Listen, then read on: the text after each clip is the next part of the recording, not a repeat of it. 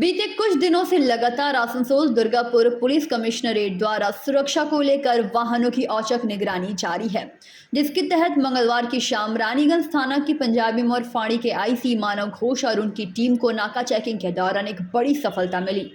बीते शाम पुलिस ने एक 10 पहिया वाहन से 23 टन अवैध कोयला बरामद कर गाड़ी के चालक लाउदोहा खाट गोड़िया के निवासी उत्तम मंडल को हिरासत में लिया। जांच के बाद पता चला कि चालक के पास उक्त लदे कोयले का कोई भी वैध कागजात नहीं है, जिसके बाद चालक को पुलिस ने गिरफ्तार कर बुधवार को आसनसोल अदालत में पेश कर 7 दिनों के लिए रिमांड पर लिया। पुलिस सूत्रों के अनुसार उक्त लॉरी झारखंड से दुर्गापुर की ओर जा रही थी।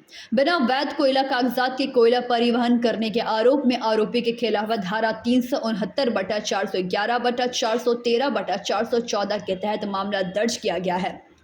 चालक झारखंड के मुगमा एरिया अंतर्गत राजा कोयलरी अंचल से कोयला लेकर आ रहा था। हालांकि झारखंड के मैथान टोल प्लाजा के सीसीटीवी फुटेज 19-20 तारीख में इस नंबर की लॉरी नजर नहीं आई। झारखंड मंगाल डुबरडीही चेक पोस्ट पर भी इस वाहन के प्रवेश का कोई उल्लेख नहीं। इन सभी पहलुओं को लेकर वाहन के कोयला परिवहन को लेकर काफी सवालों के घेरे में आ गई है। सवाल यह है कि दुर्गापुर जाने वाले इतने चेक पोस्ट से कोयले की गाड़ी कैसे गुजर कर रानीगंज जा पहुंची। ज्ञात हुआ है कि पुलिस आरोपी को हिरासत में लेने के बाद उसे लेकर राजा कोयलरी भी जाएगी, क्योंकि चालक उत्तम मंडल का कहना है कि उसने यह कोयला राजा कोयलरी से लोड की थी।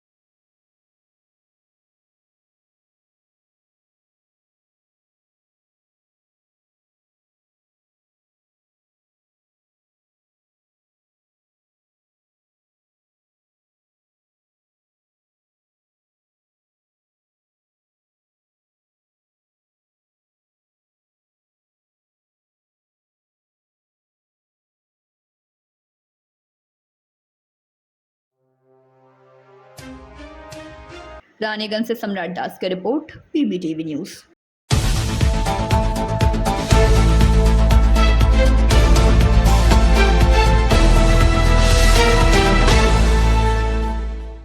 गौ तस्करी मामले में आसनसोल जेल में बंद तृणमूल के दिग्गज नेता ममता बनर्जी के करीबी अनुब्रतो मंडल की दुर्गा पूजा आसनसोल जेल में ही मनेगी। बुधवार को अनुब्रतो मंडल को आसनसोल की सीबीआई अदालत में पेश किया गया, जहां न्यायाधीश ने फिर से अनुब्रतो को 14 दिनों की न्यायिक हिरासत में भेज दिया।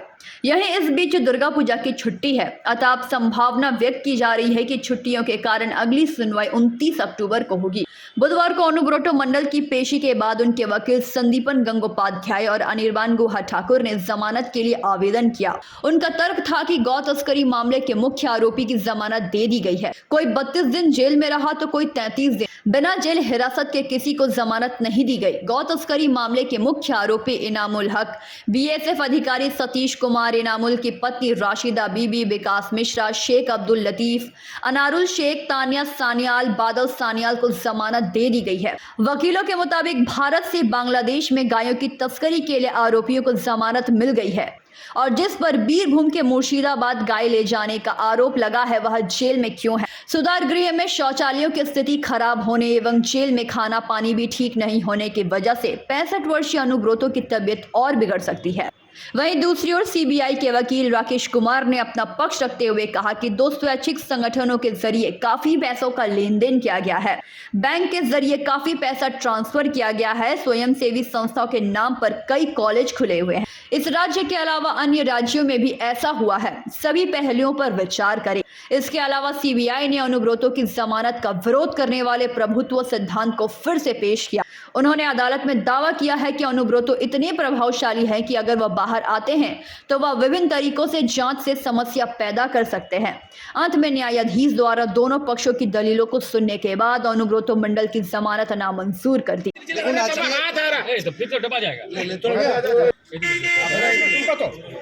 আপনারা দেখেছেন যে আজকে আমরা জামিনের আবেদন করি শ্রী অনুব্রত মণ্ডলের। তো সেখানে সেই জামিনের আবেদনে আমাদের মুখ্য বিষয়বস্তু ছিল যে উনি 40 দিনের ওপরে কাস্টাডিতে রয়েছেন। এখানে যে প্রধান অভিযুক্ত যার নামে এফআইআর হয়েছিল শ্রী সতীশ কুমার, তিনি প্রথম দিনেই তিনি 32 দিনের মাথায় জামিন পেয়েছিলেন।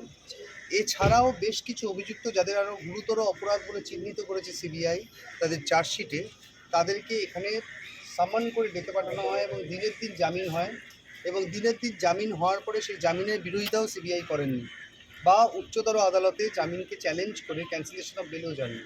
তো সেই মর্মে যদি on the ground of parity অর্থাৎ একইভাবে যদি সবাইকে দেখতে হয় তাহলে শ্রী অনুব্রত মণ্ডলেরও জামিন হওয়া উচিত বলে আমরা আবেদন করি আদালতের কাছে। যদিও আমাদের সেই আবেদন গৃহীত হয়নি। আবেদনের বিরোধিতা করে সিবিআইয়ের তরফ থেকে বলা হয় যে ওনার সাথে ওনার বিরুদ্ধে অভিযোগটা অত্যন্ত গুরুতর এবং বেশ কিছু বেনামি সম্পত্তি ওনার নামে পাওয়া গেছে নাকি। তো সেই জন্য ওনার জামিনের আবেদন নাকচ করার আবেদন করেন।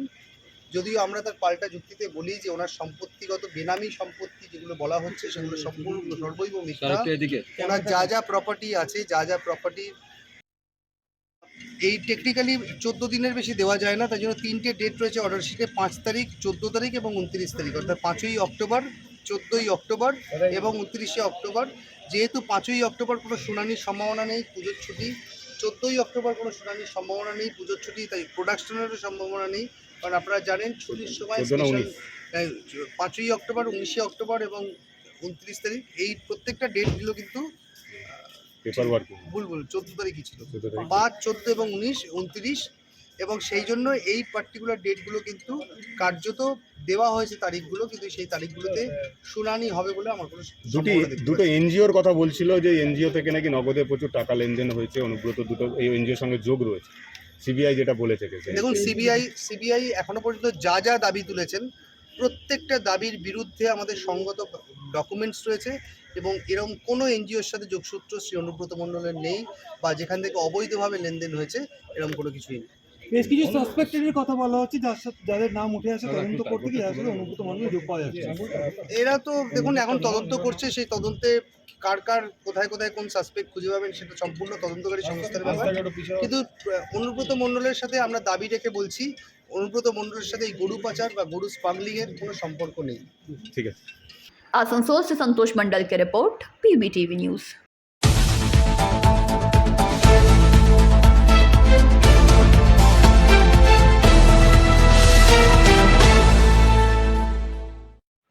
अंठावन साल की उम्र में गजोधर भैया अपने जिंदगी के मंच से उतर गए।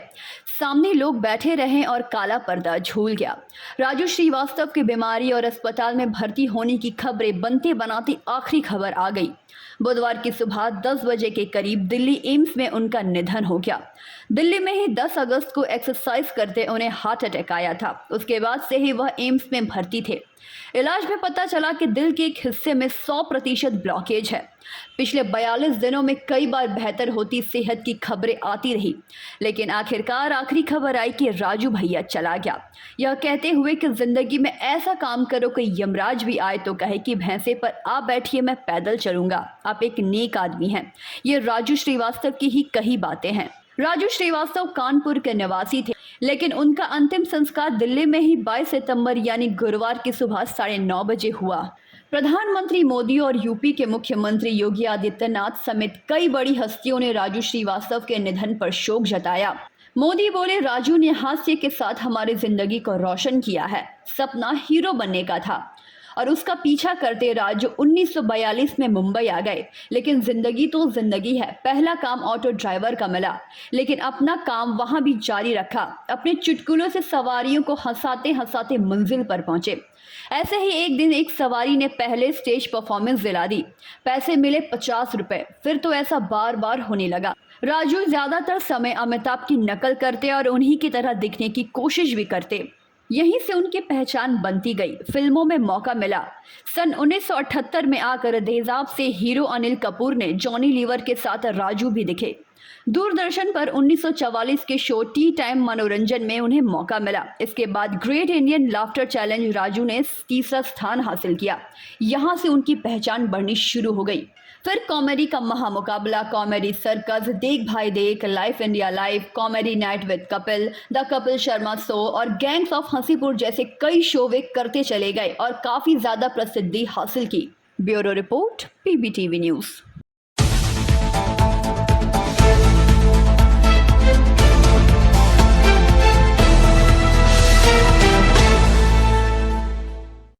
ईसीएल के कनस्तोड़िया एरिया कार्यालय के समक्ष सीटों से संबंध भारत की कोलियरी मजदूर सभा की ओर से बुधवार को विभिन्न मांगों को लेकर विरोध प्रदर्शन किया गया।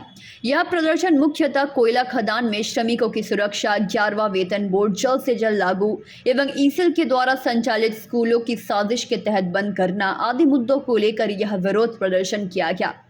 मौके पर यहां JBCI के सदस्य JK श्रीवास्तव, सुजीत भट्टाचार्य, शंभू चौधरी, कलीमुद्दीन अंसारी, राधेश्याम हरिजन, नासिर मियां सहित सीटों के अन्य सदस्य और समर्थकगण मौके पर उपस्थित थे।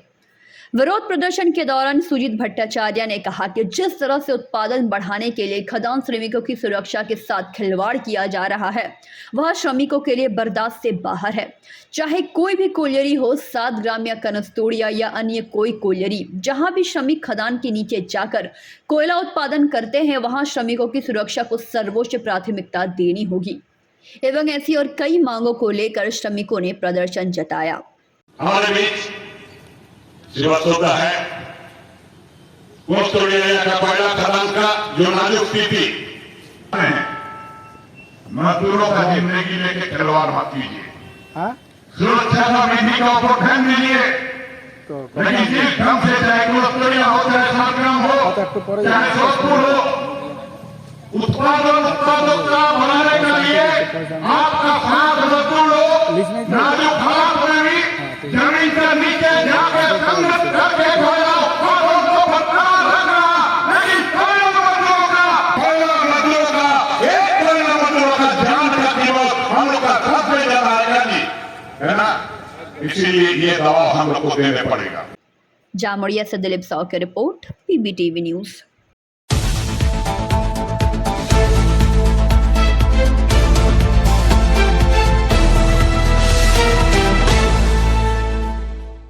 दुर्गापुर के दक्षिण राष्ट्रीय परिवहन संस्था के दुर्गापुर के ट्रंक रोड के समीप डिपो के समक्ष अस्थायी काम करने वाले श्रमिकों ने बुधवार की सुबह को काम बंद करके विभिन्न मांगों को लेकर विरोध प्रदर्शन जताया। इस दौरान सुबह से ही यात्री वहां पहुंचे थे, मगर बस नहीं चलने के कारण यात्रियों को काफी परेशानी हुई, जिसके कारण उनमें आक्रोश दिखा।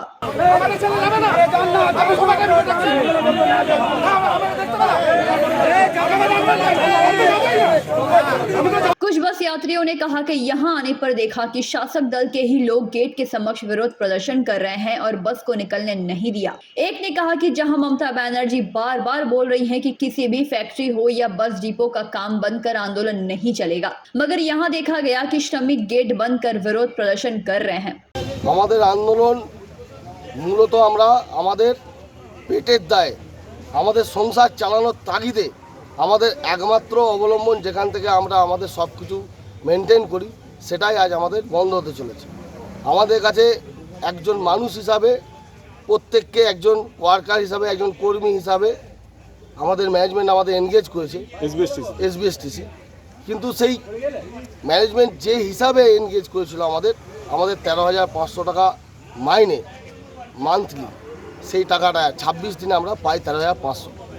কিন্তু বর্তমান অবস্থা যেটা, সেখানে আমাদের এক একটা ছেলের মাইনে হচ্ছে ডিউটি, মাইনে নয়, মাইনের পরে আসছি, ডিউটি হচ্ছে সপ্তাহে 3 দিন, তার মানে মাসে আমাদের ডিউটি হচ্ছে 12টা ডিউটি। যদি রাউন্ডে 500 টাকা করে ধরা হয়, 500 একটু বেশি হচ্ছে, 500 টাকা করে ধরা হয়, তাহলে 6,000 টাকা, তারপর PF SI সব কিছু কেটে নিয়ে আমাদের এক একজন মাইনে পাচ্ছে হাতে 4,000, 3,500, 4,000। আপনারা বলুন এই দুর্মূল্যের বাজারে এইভাবে কি করে কিভাবে সংসার চালানো যায়? অথচ সারা বছর এনগেজ থাকতে হচ্ছে, সারা বছর আমাদের এনগেজ থাকতে হয়, কোনো রকম আমরা তো অন্য কাজে যুক্ত হতে পারছি না। সুতরাং এই মতো অবস্থায় বারংবার আমরা ম্যানেজমেন্টের দ্বারস্থ হয়েছি, বারবার ডেপুটেশন দেওয়া হয়েছে, সবাই আমাদের বলেছেন। তা আমরা শেষ মুহূর্তে আমাদের দেয়ালে পিঠ ঠেকে গেছে।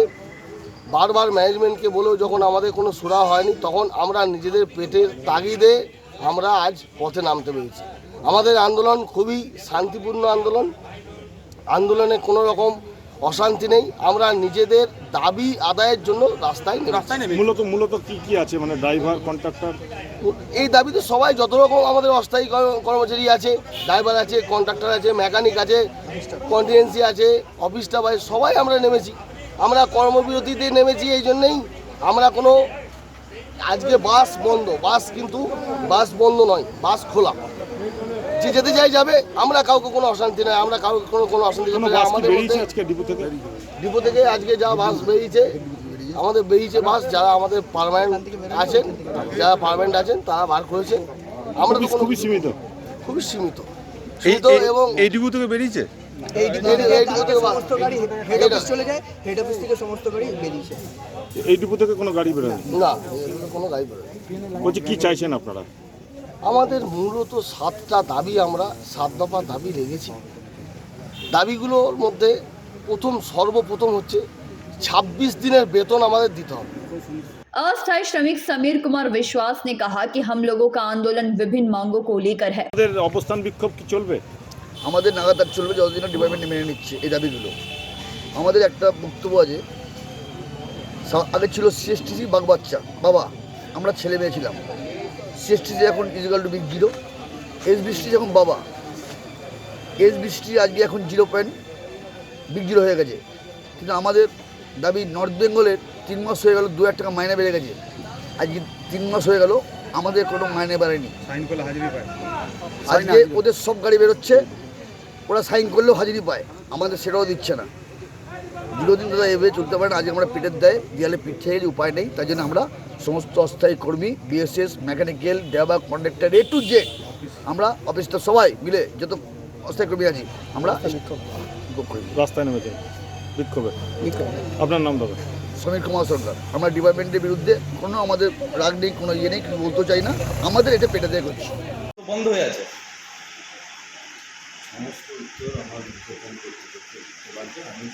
আপনি তো ডিপো মেয়ে আছেন, আপনি বলবেন না কিছু? না, আমার তাহলে কি করবেন? এখানকার মানুষ সাধারণ মানুষ তাড়াতাড়ি এসো।